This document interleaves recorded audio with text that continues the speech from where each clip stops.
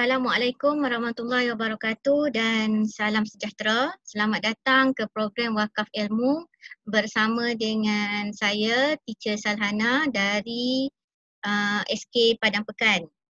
Saya adalah guru cemerlang dari SK Padang Pekan untuk subjek matematik. Jadi petang ni saya akan kongsikan dengan semua tentang tips menjawab soalan matematik UPSR kertas 2.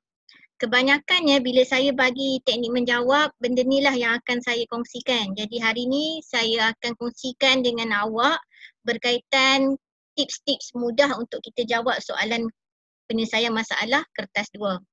Okey, kita teruskan dengan slide yang seterusnya. Okey, untuk sepanjang bengkel, ini adalah panduan kita. Bengkel ini adalah selama 30 minit sahaja. Jadi saya cadangkan awak bersedia dengan kertas dan pensel untuk mencatat dan mengira. Kemudian sila mutekan semua suara anda kerana bengkel ni akan dirakam. Teacher akan mute all semua murid yang baru masuk. Jadi hanya akan dengar suara saya sahaja.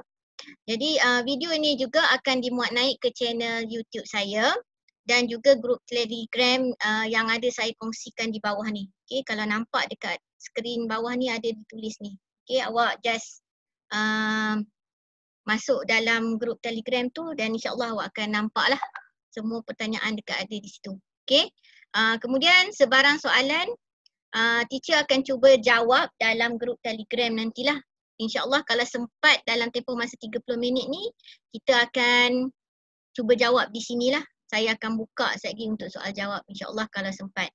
Okay, jadi kita mulakan. Okay, format kertas 2, matematik UPSR ataupun kertas 015/2 iaitu matematik kertas 2 untuk UPSR terdiri daripada 15 soalan subjektif. Masa yang diberikan untuk kita menjawab adalah 60 minit. Jadi dia dah ada 15 soalan. So kita kena bahagikan masa kita 60 minit untuk jawab 15 soalan.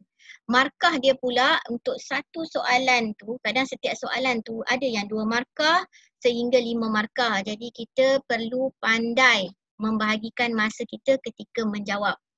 Okey, perkara-perkara penting yang teacher nak kongsikan di sini. Bila awak nak jawab je kertas 2 UPSR ni, yang pertama sekali yang saya nak awak kuasai, wajib yang pertama. Apa dia tu? Sifir. Okey, sifir ni pastikan awak hafal. Kalau tak mampu hafal, pastikan awak boleh menulis kembali sifir untuk awak gunakan semasa menjawab soalan. Kemudian perkara kedua yang perlu awak kuasai adalah berkaitan dengan penukaran unit. Okey. Dalam topik panjang, kita ada beberapa unit dia. Dan awak kena tahu menukarkan daripada kilometer nak jadi meter. Dari meter nak jadi sentimeter. Semua tu awak kena pandai untuk tukarkan. Okey, kemudian dalam unit masa pun, dalam topik masa pun kita ada unit-unit dia juga. Okey, topik masa dia ada banyak unit. Kita ada unit minit, kita ada unit jam, kita ada tahun, bulan, hari, kita ada abad, kita ada dekad. Okey, semua tu akan melibatkan penukaran unit. Dan benda-benda ni memang awak perlu kuasai. Okey, perkara yang ketiga yang perlu awak ambil berat adalah rumus-rumus penting ataupun formula-formula penting dalam subjek matematik sekolah rendah kita ni. Okay, apa yang perlu awak tahu? Awak kena tahu macam mana nak mengira isi padu sesuatu bentuk. Untuk sekolah rendah, kita belajar isi padu 2 bentuk. Okay, kubus dan kuboid. Jadi awak kena tahu cara mengira isi padu. Kemudian awak kena tahu juga formula untuk mencari min ataupun purata. Kemudian berbagai-bagai lagi formula lain yang awak perlu tahu ataupun rumus-rumus lain yang perlu awak tahu. Perkara yang keempat yang perlu awak tahu adalah perkaitan antara tajuk. Okay, berkaitan antara tajuk, contohnya selalu yang glamour adalah 3 tajuk yang berkaitan, iaitu pecahan, kita nak tukar dalam bentuk perpuluhan. Ataupun perpuluhan tadi kita nak tukar pula kepada peratus. Okay, jadi ketiga-tiga topik ni, yang 3P ni, dia selalu berkait. Berkaitan dia memang awak kena tahu, memang awak kena mahir macam mana nak tukar. Okay, itu untuk seterusnya. Saya nak kongsikan pada awak langkah yang perlu awak tahu bila awak nak menjawab soalan. Okey. Pertama, panduan menjawab soalan penyelesaian masalah ni, dekat sini teacher nak kongsikan ada 7. Okey, ada 7 step, ada 7 langkah. Selalunya kalau anak-anak saya di sekolah pun, saya memang pastikan 7 langkah ni awak guna pakai ketika awak menjawab soalan penyelesaian masalah, terutamanya soalan kertas 2. Jadi untuk langkah yang pertama, perkara paling penting, fahamkan soalan yang diceritakan. Macam mana cara kita nak fahamkan soalan yang diceritakan? Awak tengok balik dekat sini, saya cadangkan awak bayangkan diri awak berada dalam cerita. Okey? Kalau awak macam awak baca buku cerita, bila kita baca buku cerita, kita selalu nak menghayati kan? Okey, macam tu juga awak baca soalan kertas 2 ni. Soalan matematik ni. Bayangkan diri awak, hayati cerita itu, fahamkan cerita tu. Kalau tak faham, bacalah banyak kali. Bacalah berulang-ulang kali.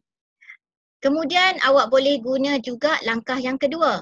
Langkah yang kedua, kita cari nombor dalam soalan masalah tu. Okay, dalam satu cerita masalah, dia ada banyak nombor. Okay, dari nombor tu, sebenarnya nombor tu ada maksud-maksud dia. Maksud-maksud ini yang awak kena faham, awak kena tahu, awak kena cari. Macam mana kita nak faham? Tips yang saya boleh bagi, bila jumpa sahaja nombor, contohnya kita jumpa nombor 600 dalam petikan soalan kita. Kita baca perkataan sebelum dan selepas nombor tadi. Okay, kita pun tengok. Sebelum kita jumpa perkataan apa? Kita jumpa jisim botol. Itu adalah sebelum. Kemudian perkataan selepas dia pula, selepas nombor tadi kita ada unit. Unit dia adalah unit gram. Jadi secara tidak langsung kita boleh proses maklumat. Oh, kita akan kata 600 itu adalah jisim bagi botol dan dinyatakan dalam unit gram. So cara kita proses maklumat, awak dah jumpa nombor. Tapi nombor tu ada macam-macam maksud. So maksud nombor itu awak kena tahu. So awak kena tengok perkataan sebelum nombor dan juga perkataan selepas nombor untuk kita proses maklumat mengatakan boleh kita tahu nombor tu maksud dia apa. Okay? Sebab nombor ni ada macam-macam maksud. 600 ni dalam petikan contoh saya bagi adalah jisim botol. Mungkin dalam soalan lain dia cerita pasal 600 keping surat khabar ke, 600 orang murid lelaki di sekolah ke. Okey, dia ada banyak maksud. Jadi awak kena faham maksud-maksud nombor itu. Okey, langkah yang ketiga adalah kita mencari pelengkap peratus. Okey, macam mana kita nak cari pelengkap peratus ataupun pelengkap pecahan? Sebelum teacher cerita berkaitan dengan pelengkap, awak kena tahu pelengkap ni sebenarnya maksud dia apa. Pelengkap yang saya maksudkan di sini, contoh kalau peratus, kalau dia nilai keseluruhan dia adalah 100%. Kalau dia bagi dekat kita, contoh diskaun 20% telah diberikan. Jadi pelengkap kepada 20% adalah berapa? Kita tengok berapa pelengkap kepada 20%. Berapa ya pelengkap kepada 20%? Kita dapat pelengkap kepada 20% iaitu 80% iaitu harga barang. Okey. Sekarang ni kita dah tahu Diskaun yang diberikan 20%. Jadi pelengkap yang diberikan adalah 80%. 80% tu tak ada dalam soalan.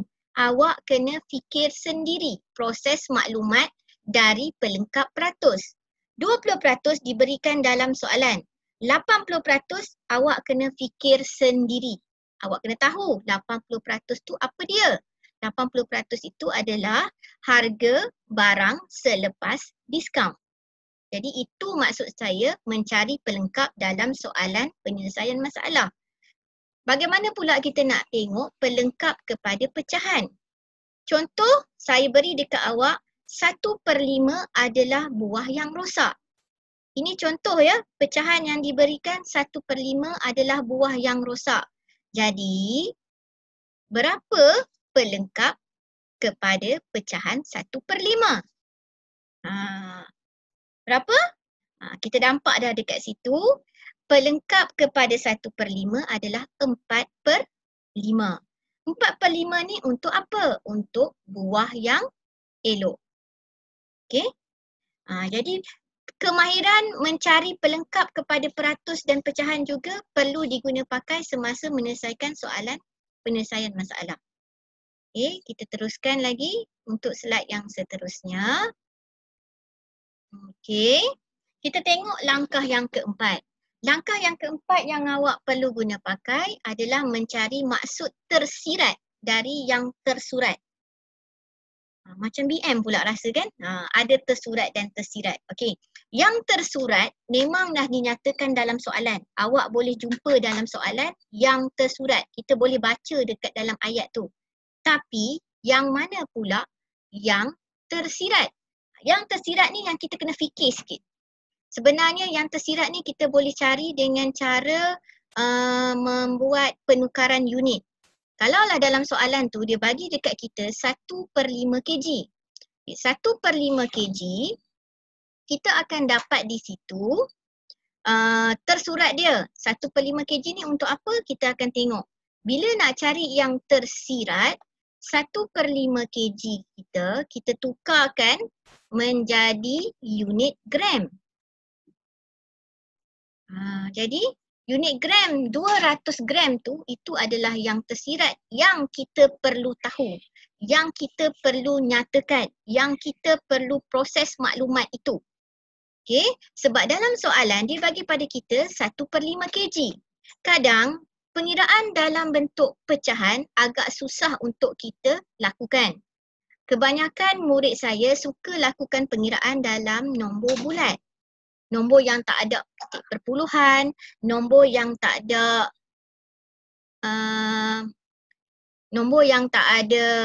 pecahan. Jadi yang itu lagi senang mereka kata nak selesaikan. Jadi lebih mudah bila awak tukar yang tersurat tadi kepada yang tersirat, yang lebih mudah. Okey. Soalan memang selalu nak bagi kat kita dalam bentuk pecahan. Tapi cara menyelesaikan, cara mengira yang mudah, kita lebih suka mengira dalam nombor bulat. Jadi tak susah, awak tukar bentuk. Awak tukar yang tersirat. Bila awak tukar yang tersirat, awak akan jumpa satu nombor bulat lain. Nombor bulat itu yang lebih sesuai atau lebih mudah untuk kita gunakan semasa mengira. Okey? Jadi yang ini memang awak kena buat sepanjang proses penyelesaian masalah tu. Ada je pecahan, cuba tukarkan kepada yang tersirat. Kemudian perkara yang kelima, pilih strategi yang sesuai untuk selesaikan masalah. Strategi yang boleh kita guna pakai sama ada kita nak lukis dia dalam bentuk gambar rajah. Bila kita lukis dalam bentuk gambar rajah, mungkin dia nampak lebih senang. Contoh pecahan. Kadang kita tak nampak dia. Tapi bila kita tukar dalam bentuk gambar, pecahan tu akan nampak lebih jelas. Okey, selain dari itu kita boleh buat jadual. Jadual juga boleh kita buat. Kita keluarkan maklumat, kita masuk dalam jadual dan mungkin nampak lebih tersusun untuk kita proses maklumat. Okey. Kemudian langkah yang keenam, kita melengkapkan grafik. Sekarang ni dalam setiap soalan UPSR kertas 2, dia mesti ada rajah grafik. Itu adalah grafiklah rajah tadi. Setiap grafik ni awak perlu isikan atau lengkapkan dia. Okey, cari yang tersurat, kemudian awak fikir yang tersirat, lengkapkan rajah. Contoh saya boleh bagi, katakan dia bagi dekat kita bentuk 2 dimensi ataupun bentuk 3 dimensi, 3D dan 2D ni. Dia bagi dekat kita kadang tak lengkap. Ada bahagian-bahagian yang hilang, yang kosong. Tapi sebenarnya kita boleh cari sendiri. Bila awak dah cari sendiri, awak lengkapkan rajah itu. Okey, bila awak lengkapkan rajah tu, dia sebenarnya membantu kita memproses maklumat. Selain dari contoh bentuk 2D dan 3D, kita juga ada jadual dan bil. Jadual ni mungkin ada jadual yang tidak lengkap, so awak lengkapkan. Awak tulis, masukkan dengan tulisan awak sendiri dalam rajah. Jangan sayang kertas periksa tu. Okay, jangan sayang kertas soalan atau latihan yang awak buat tu. Lengkapkan rajah. Kalaulah dia bagi dekat kita piktograf ataupun carta palang, sama juga lengkapkan piktograf dan carta palang dengan nilai-nilai yang sepatutnya ada tersirat tapi tidak dinyatakan. Tapi kita boleh tahu sebab kita proses maklumat. Okey. Kemudian langkah yang terakhir, cari kata kunci yang boleh menentukan operasi. Yang ini penting. Kata kunci ini awak kena tahu. Contoh, bila jumpa perkataan jumlah, awak pun tahu kita menggunakan operasi tambah. Awak jumpa perkataan beza. Beza, selisih. Yang itu membuatkan kita dapat idea, oh yang ini nak kena selesaikan dengan guna operasi tolak. Jadi kata-kata kunci ini pun awak kena tahu. Nanti saya share dalam grup Telegram kata-kata kunci yang boleh membantu awak ni. Okey, kita teruskan. Okey, saya dah bincang dengan awak 7 langkah untuk menjawab soalan kertas 2 tadi. Sekarang ni kita cuba jawab. Jadi awak cuba jawab bersama saya. Sedia dengan pensel dan kertas untuk mengira bersama teacher. Okey, soalan boleh tengok di depan. Di skrin awak. Kita ada di situ. Okey, baca dulu soalan.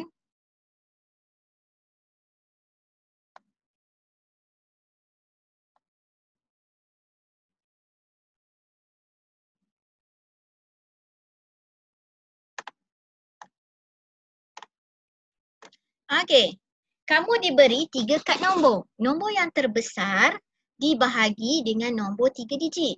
Kita nak tengok macam mana ni? Kita keluarkan maklumat.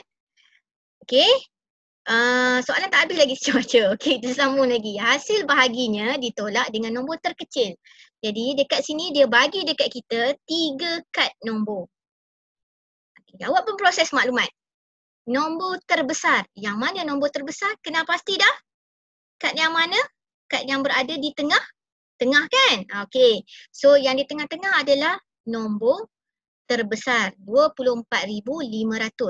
Kemudian dia bagi pula dekat kita 2 kad lagi. 2 kad lagi awak kena pastilah pula. Oh, nombor 100 ni apa dia ya? Nombor 100 ni adalah nombor 3 digit. So kita dapat lagi satu maklumat, kita proses. Ini nombor terbesar, ini nombor 3 digit. Dan nombor terkecil adalah nombor 5. So macam mana kita nak buat? Kita ikut langkah yang diberitahu. Nombor terbesar dibahagi dengan nombor 3 digit. Ambillah nombor besar ni, awak dah dapat dah nombor besar. Awak dah kata kat saya tadi, kad yang di tengah-tengah adalah nombor besar.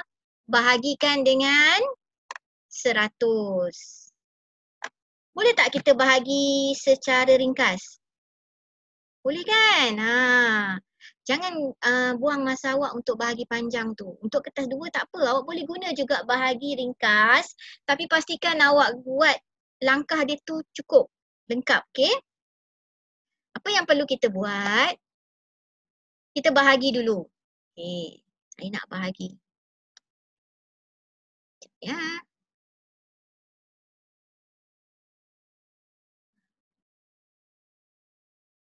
Okey, okey.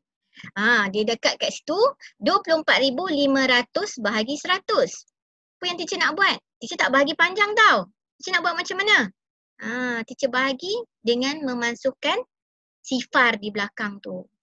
So jawapan saya akan dapat 245. Dapat tak? Okey, dapat.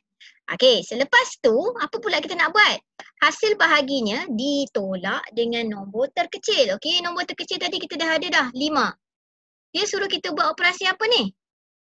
Dia suruh kita buat tolak je. Ditolak. Ni, ditolak dengan nombor 5 ni. Awak pun buatlah operasi tolak pula. Jawapan bahagi tadi dah dapat dah. So kita buat pula operasi tolak. Dapat berapa ya? Sama tak dengan teacher? Dapat tak 240? Okey, boleh? Dapat? Okey, alhamdulillah. Okey, sekarang ni dekat mana yang kita nak dapatkan 2 markah tu? Okey, jalan kira operasi tolak itu adalah rangkah untuk markah yang pertama. Kemudian hasil jawapan akhir awak yang tepat 240 awak dapat, itulah markah yang kedua. Okey. Okey. Celaju sikit sebab saya tengok masa tu lebih kurang lagi 10 minit je nak habis. Okey. Untuk soalan ni kita tak ikut kuda baca tol. Kita tak ikut kuda baca tol. Saya dengan anak-anak saya di sekolah, saya suka guna kuda baca tol. Ada setengah cikgu dia guna kuda bata tol. Okey. Ca tu dia tukar jadi ta, iaitu operasi tambah. Kemudian ada juga cikgu yang guna singkatan BODMAS. Yang itu pun boleh, tak ada masalah. Okey. Tapi yang ini dia tak ikut kuda baca tol lah. Okey, kita tengok yang ini. Saya clear drawing. Okey. Soalan ni pula dia lain sikit. Dia bagi dekat kita petak-petak atau bentuk-bentuk seperti berikut. Kemudian dia suruh kita susun seperti corak yang dekat bawah tu. Bulatan bahagi dengan nombor yang di dalam kurungan. Ni kurungan lah. Lagi tak nampak pula macam kurungan pula apa ni. Ni kurungan yang ni. Okey, kemudian dalam kurungan tu ada operasi apa? Operasi tambah. So macam mana kita nak buat yang ni? Yang ini kita boleh ikut kuda baca tol. Okey? Yang ni kita boleh ikut kuda baca tol.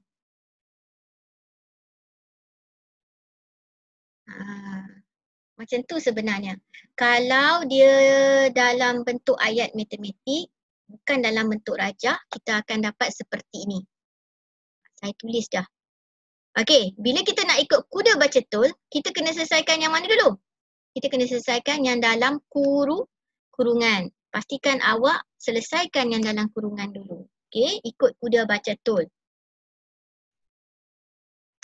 Okey. Teacher selesaikan dalam kurungan. Operasi yang teacher guna pakai operasi tambah. So tengok apa nak jadi. Apa yang awak dapat? Sama tak dengan teacher? Sepatutnya dapat yang tu. Selepas tu barulah kita buat pula operasi bahagi. Okey, operasi bahagi saya ambil 62.7 dibahagi dengan 15. Okey, dapat berapa ya? Tu jawapan dia. 4.18. Okey, dapat? Boleh? Yang ini ikut kuda baca tol. Yang awal tadi kita tak ikut kuda baca tol sebab dia bagi step nak buat apa. Soalan yang ini kita kena ikut sebab dia dah bagi dalam bentuk ayat matematik sebenarnya ni. Cuma dia bagi dekat kita dalam bentuk rajah. So awak kena ikut. Okey. Kita teruskan lagi dengan seterusnya. Okey, yang ini. Soalan ni. Soalan ni berkaitan dengan dialog. Kalau ikutkan dalam dalam format peperiksaan sekarang ni, dah banyak tahun dah, memang dia akan keluarlah dialog-dialog ni. So awak kena tahu macam mana nak keluarkan maklumat dari dialog. Okay, so kita tengok. Ada 2 orang, Anis dan Martin. Anis kata, saya membeli seikat rambutan berjisim 1.95 kg. Anis kata. Kemudian Martin jawab pula, saya pula membeli rambutan. 1.2 kg lebih berat daripada jisim rambutan awak. Itu dialog mereka dua. Kemudian apa nak buat? Awak tengok. Hitung jumlah jisim rambutan yang dibeli oleh mereka. Jadi yang ini yang awak kena kenal pasti. Okey. Kata kunci yang kita jumpa, lebih berat.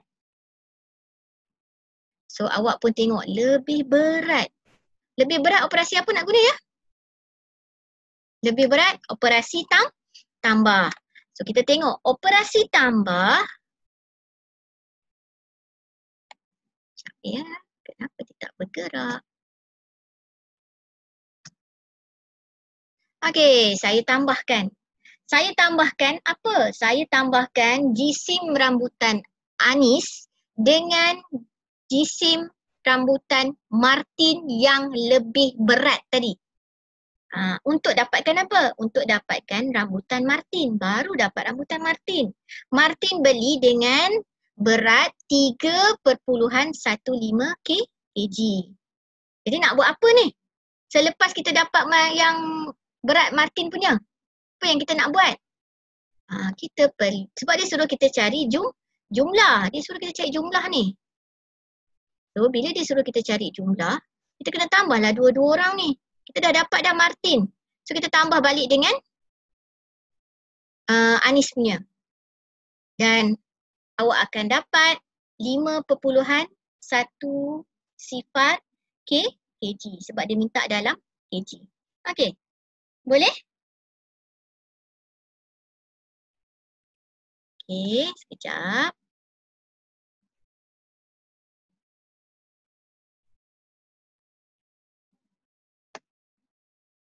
Okey. Kita teruskan lagi. Teacher pergi ke slide yang seterusnya. Sekejap ya. Okey, kita tengok yang ni. Ni senang sikit. Okey. Dalam tempoh seminggu, Auni dapat menyimpan wang sebanyak RM1 dan kakaknya dapat menyimpan sebanyak RM3.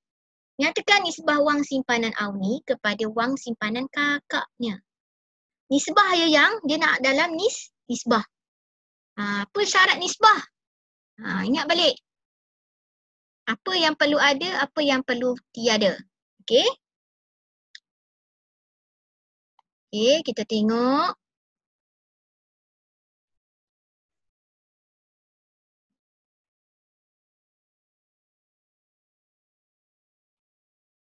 Okey, dia minta kat kita nisbah Auni, wang simpanan Auni kepada wang simpanan kakak. Jadi nyatakan duit Auni dulu, baru nyatakan duit kakak. Okey. Kita pun tengok. Nyatakan duit Auni dulu, baru nyatakan duit kakak. Saya tulis itu je. Nisbah 1/3. Saya tak tulis pun simbol. Saya tak tulis apa pun. Simbol saya tak masukkan. Saya hanya masukkan nombor saja. Dan di tengah-tengah tu mesti ada titik berindih. Itu cara kita menulis nisbah. Okey, jangan tersilap ya. Okey, so awak kena ingat nisbah bila kita nak tulis, pastikan hanya nombor tanpa sebarang simbol, tanpa sebarang unit. Okey.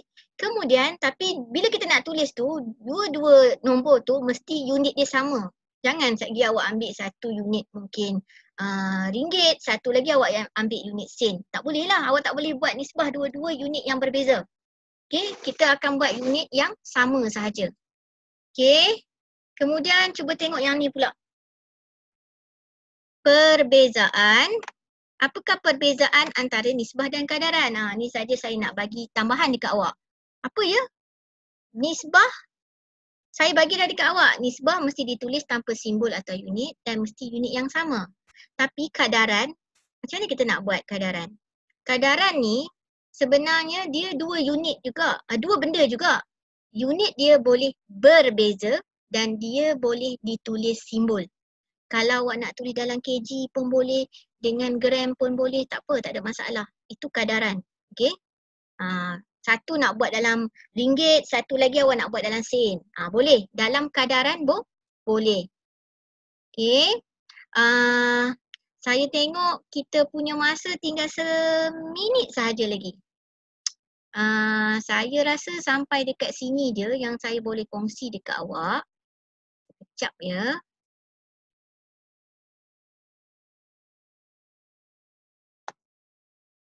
Saya stop share sekejap ya.